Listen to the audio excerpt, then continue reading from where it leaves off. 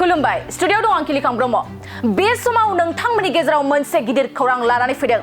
लाख लाख रायजोफोरनि थाखाय मोनसे गिदिर खौरां जुदि नोंथाङा पेन कार्ड आरो आधार कार्ड लिंक खालामाखैब्ला अब्ला थाबैनो खालामनानै ला नङाबा खैफोदाव गोग्लैनो हागौ पेन कार्ड आरो आधार कार्डखौ लिंक खालामनानै लायाब्ला नोंथांनि पेन कार्ड आरो आधार कार्डआ जेबो गुन थानाय नङा गुबुन गुबुन सरकारि मावख'फ्राव एबा बेंकफ्राव नोंथांनि फोरमानलाइखौ गनायनाय जानाय नङा एबा जेरावबो आजावनाय जानाय नङा बे समाव नोंथांमोननि गेजेराव मात्र सानसेल' दंसै 3 मेयावनो नोंथांमोना आधार कार्ड आरो पेन कार्डखौ लिंक खालामनानै लायाब्ला खैफोदाव गोलैनो हागौ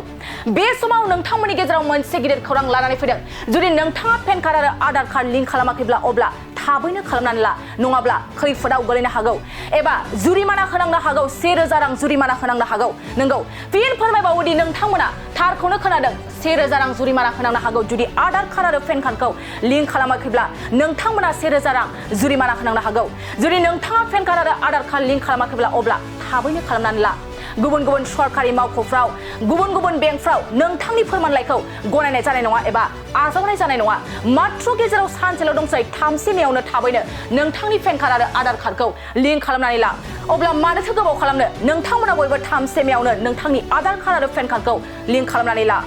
फिन फोरमायबावोदि जुदि नोंथाङा पेन कार्ड आरो आधार कार्ड लिंक खालामाखैब्ला अब्ला थाबैनो खालामनानै ला नङाबा खैफोदाव गोग्लैनो हागौ गोजोनथाव खौरां नोंथांमोननि थाखाय मोनसे गोजोनथाव खौरां लानानै फैदों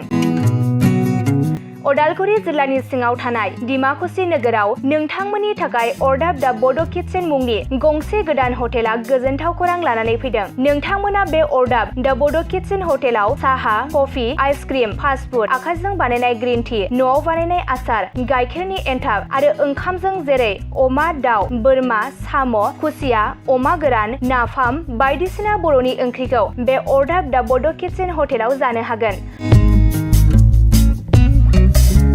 अर्डाब दा बड' किटचेन हटेला डिमाकुसि सेन्ट्रेल बेंकनि खोलाहा बरुवा रेडिअ मबाइल गलाजों नांजाबनाय